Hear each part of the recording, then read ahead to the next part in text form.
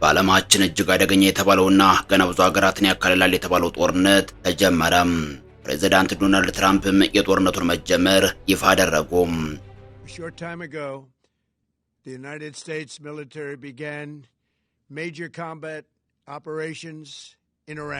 አሜሪካ አስቀድማ የጦር አውሮፕላን መርከቦቿን ወደ ኢራን ስታስጠጋ ከርማለችም።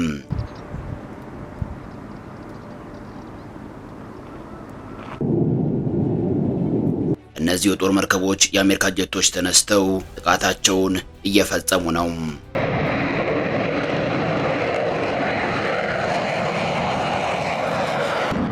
በአሁኑ ሰዓት የኢራን አሜሪካ እስራኤል ትንቅንቅ ተጀምሯል። እስራኤል በኢራን ላይ የጀመረችውን የሚሳኤል ጥቃት አሜሪካ በደቂቃዎች ልዩነት ተቀላቅለዋለችም። በአሁኑ ሰዓት ኢራን ከባድ የሚባል የሚሳኤል ውርጅብኝ እየወረደባት ነው። ጥቃቱ በእጅጉ የታሰበበትና እጅግ ከባድ የተባለለት እንደሆነም ዘገባዎች እያመለከቱ ነው። የኢራን መንግስታዊ ቴሌቪዥን ጣቢያ እንደዘገበው ኢራን በሀገሪቱ ላይ ለተሰነዘረው ጥቃት የአጸፋ ምላሽ መስጠት ጀምራለች ብሏል። የአሜሪካ ጦር ሰፈር ባላቸው አካባቢዎች ኢራን አጸፋዊ ምላሽን እየሰጠች ነው። ባህሬን፣ የተባበሩት አረብ ኤምሬትና ኩዌት በአሁኑ ሰዓት በኢራን ሚሳኤል እየደበደቡ ነው። የኢራን አጋር የሆኑት የየመን ሁቲ ኃይሎች በቀይ ባህር በኩል በሚያልፉ መርከቦች ላይ የሚያደርሱትን ጥቃት ዳግም እንደሚጀምሩ አሳውቀዋል። ነገሮች በፍጥነት እየተለዋወጡ ነው።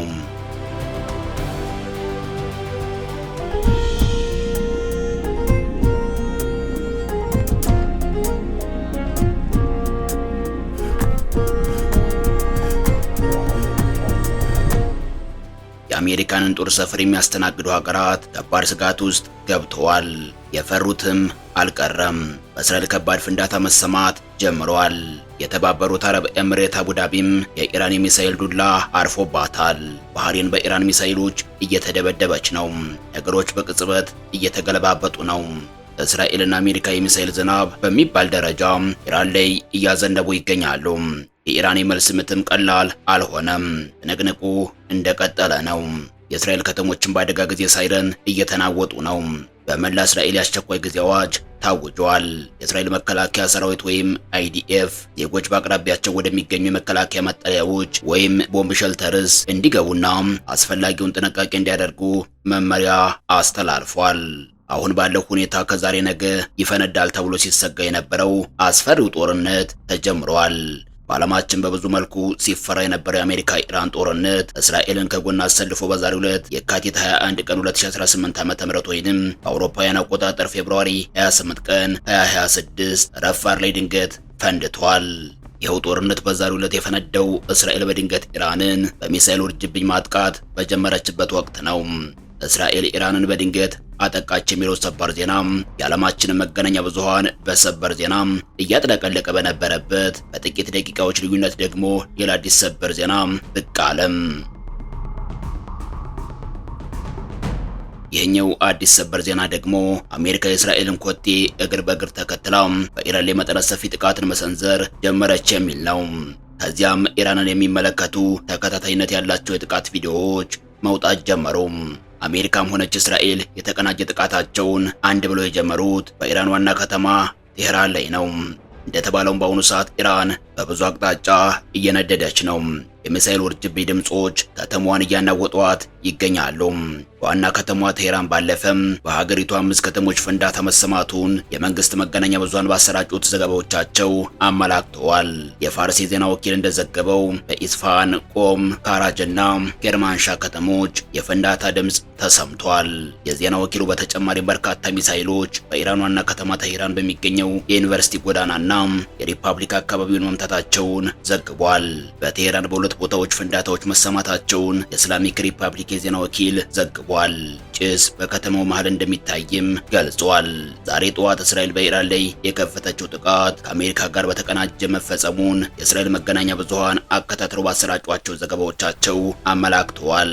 ፕሬዝዳንት ዶናልድ ትራምፕ ጥቃቱን አስመልክተው ባደረጉት ንግግር ጦርነቱ መቋሚው የኢራንን መንግስት በማስወገድ ርቀት ላይ የተመሰረተ መሆኑን በግልጽ አመልክተዋል። የኢራን አብዮታዊ ዘብና ፖሊስ በአፋጣኝ መሳሪያዎቻቸውን ማውረድ የሚጠበቅባቸው መሆኑንም በማመልከት ይህንን የሚያደርጉ ካሉ ግን ሞት የሚጠብቃቸው መሆኑንም ትራምፕ በዚህ ንግግራቸው አስታውቀዋል።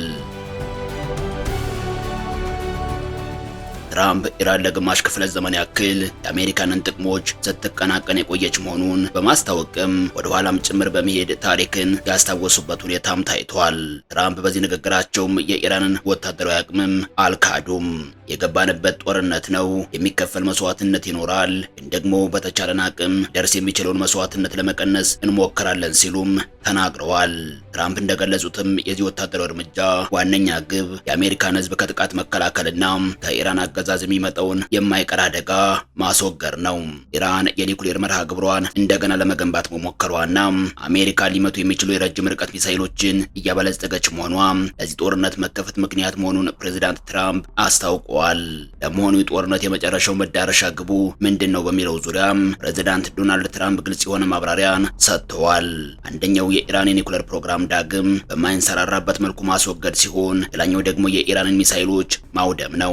ከዚህ አለፍ ሲል ደግሞ የመጨረሻው የዚህ ጦርነት መዳረሻ የተባለው ደግሞ በመንፈሳዊ መሪ አያቶላህ ኻሜኒ የሚመራውን የኢራን እስላማዊ መንግስት ማስወገድ ነው።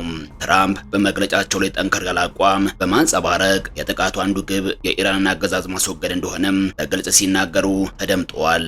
ትራምፕ በዚሁ ተቀርጾ በተላለፈው የቪዲዮ መልእክታቸው ለኢራን ህዝብ ባስተላለፉት መልእክት የነጻነታችሁ ሰዓት ደርሷል፣ በእጃችሁ ነው በማለት ህዝቡ አጋጣሚውን ተጠቅሞ መንግስቱን እንዲገለብጥ ጥሪ አቅርበዋል። የኢራን ህዝብ ከሳምንታት በፊት አገዛዙ ይበቃናል በማለት አከታትሎ የተቃውሞ ሰልፍ ሲያደርግ የነበረ መሆኑ አይዘነጋም። ትራምፕ በዚሁ የዛሬው መልእክታቸው የኢራን ጦር በተለይም አብዮታዊ ዘቡና ፖሊስ መሳሪያውን እንዲያስቀምጥ መልእክት አስተላልፈው ለህዝቡ ይድረስልኝ ባሉት መልእክታቸው እኛ ስራችንን ስንጨርስ መንግስታችሁን ተረከቡ ሲሉም ተናግረዋል። ይህ የዚህ ጦርነት መቋጫ ተደርጎ የተያዘው ግብ ምን እንደሆነም በግልጽ ያመለከተ ነው ተብሎለታል። ፕሬዝዳንቱ በየቦታው ቦምብ ይዘንባል ያሉ ሲሆን የአሜሪካንን የጦር ቴክኖሎጂ አብዝተው ያደነቁት ትራምፕ አክለውም እውነቴን ነው የምላችሁ ማንም ሊያስቆመን አይችልም ሲሉም ተናግረዋል። በዚህ ጦርነት የምንፈልጋቸው ሰዎች የትም ቢደበቁ ፈልገን እናገኛቸዋለን፣ ዋጋም ይከፍላሉ ሲሉም ትራምፕ ፎክረዋል። ትራምፕ በዚሁ መልእክታቸውም የተጀመረው ጦርነት እጅግ አደገኛ በመሆኑም የኢራን ህዝብ ከቤት አትውጣ ሲሉም ተናግረዋል። ትራምፕ በጄኔቫ ሲደረግ የነበረው የኒውክሌር ድርድር እንዳልተሳካ ገልጸዋል። ስምምነት ላይ ለመድረስ ደጋግመን ሞክረናል፣ ነገር ግን ኢራን ፈቃደኛ አልሆነችም፣ ከእንግዲህ መታገስ አንችልም ብለዋል። ይህ የዛሬው ጦርነት ከመጀመሩ በፊትም የነበረውን የመጨረሻ ድርድር ተከትሎም ትራምፕ በድርድሩ ውጤት ደስተኛ ለመሆናቸውን ጦርነቱ በእርግጥም አይቀሬ መሆኑን ጠቁመውም ነበር። We're not happy with the negotiation. They just don't want to say the key words, we're not going to have a nuclear weapon. They have to say, we're not going to have a nuclear weapon. And they just can't quite get there. አሜሪካ ከኢራን ጋር 3 ዙር ድርድር እያደረገች ሳለም በኢራን አቅራቢያ ወታደራዊ ኃይሏን ስታጠናክርና ድርድሩ ካልተሳካ ጥቃት እንደምትፈጽም ስትዝት ቆይታለች። በአሁኑ ሰዓት ጥቃቱ የተከፈተው ሐሙስ ዕለት ጄኔቫ ውስጥ የተካሄደው የአሜሪካ ኢራን ንግግር ውጤት ሳያገኝ ከቀረ ከአንድ ቀን በኋላ ነው። ኢራን በመላው አገሪቱ ምንም አይነት የአውሮፕላን በረራዎች እንዳይካሄዱ የአየር ክልሏን ዝግ አደረገችም። በተመሳሳይ መልኩ ኢራን አጸፋዊ ጥቃትን ልትፈጽምበት ትችላለች የሚል ስጋት ያደረባት እስራኤልም የአየር ክልሏን የዘጋች መሆኗን አስታውቃለችም። በመላ ሀገሪቱም የአስቸኳይ ጊዜ አዋጅም ታውጇል። እስራኤል እንደሰጋችውም ኢራን በእስራኤል ላይ የሚሳኤል ጥቃትን ከፍታለችም። ትንቅንቁ እንደቀጠለ ነው። የእስራኤል መከላከያ ሚኒስቴር የኢራንን ሚሳኤሎች አየር መከላከያዎች ለማክሸፍ በሚያስችለው ደረጃ ርብርቦች እየተደረጉ መሆኑን አመላክቷል። የኢራን አየር ኃይል ያን ያክል ጠንካራ የሚባል አይደለም። ከኢራን ተነስቶ እስራኤልንና በአካባቢው ያሉትን የአሜሪካ ጦር ሰፈሮችና የጦር መርከቦች ያጠቃል ተብሎ አይታሰብም። አሁን የተረፉት ሚሳኤሎቿ ናቸው። አሜሪካም ሆነች እስራኤል በኢራን የኒውክሌር ፕሮግራም በመቀጠል የሚፈሩት የኢራንን ሚሳኤሎች ነው። ኢራን ሚሳኤሎቿ አደገኛ መሆናቸውን ወራት በፊት ከእስራኤል ጋር በነበራት የ12 ቀናት ትንቅንቅ አሳይታለች። የኢራን ሚሳኤሎችን 100% ተከላክሎ አየር ላይ ማክሸፍ እንደማይቻል ወራት በፊት በተካሄደው የኢራን እስራኤል የ12 ቀናት ጦርነት በሚገባ ታይቷል። ኢራን እንደተገመተው በቀላሉ አልተገኘችም። በእነዚያ 12 ቀናት የጦርነት ጊዜያት አልሞት ባይ ተጋዳይነቷን አሳይታለችም። አሸናፊው ማን ነው የሚለውም ሳይለይ አሜሪካ በእስራኤልና ኢራን መሃል ጣልቃ ገብታለችም። The 12-day war between Israel and Iran ended with a US brokered ceasefire, but calling a clear winner is tricky. ኢራን ከተጠቃች በእርግጥም እስራኤልን ጨምሮ ሌሎች ሀገራትን በሚሳኤል ልትደበድብ እንደምትችልም ከዚህ ቀደም በወሰደቻቸው የሚሳኤል ማጥቃት እርምጃዎች በሚገባ አሳይታለችም። አሁን እንደተፈራውም ኢራን በሚሳኤሎቿ የኢራንን አየር ክልል ማንኳኳት ጀምራለችም። የጥቃት ኢላማ ይሆናሉ በሚል ስጋት ውስጥ የገቡት የአሜሪካ የመካከለኛው ምስራቅ የጦር ሰፈሮችም በከፊል ጭር ብለዋል። የጦር ሰፈሮቹ የሚገኙት የአሜሪካ ወታደሮች ነቅለው እንዲወጡ ተደርገዋል።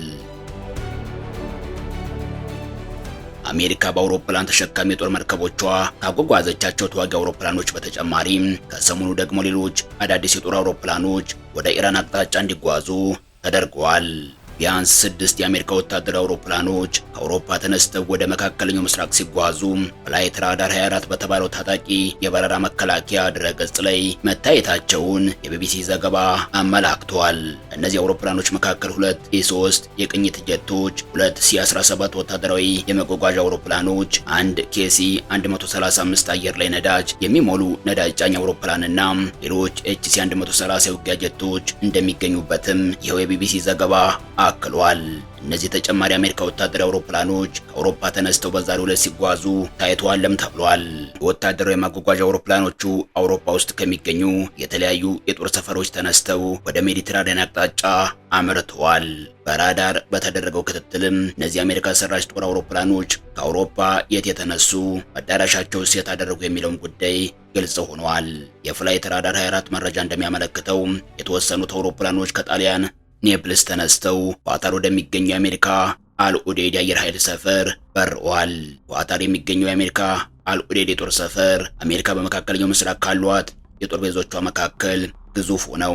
በእስራኤል ኢራን ጦርነት ወቅት አሜሪካ ለእስራኤል በመደረብ አጥቅታኛለች በሚል ኢራን ይህንን ኳታር የሚገኘውን የአሜሪካ አልኡዴድ የአየር የጦር ሰፈር ለማጥቃት የተወሰኑ ሚሳኤሎችን አስወንጭፋ እንደነበር የሚታወስ ነው።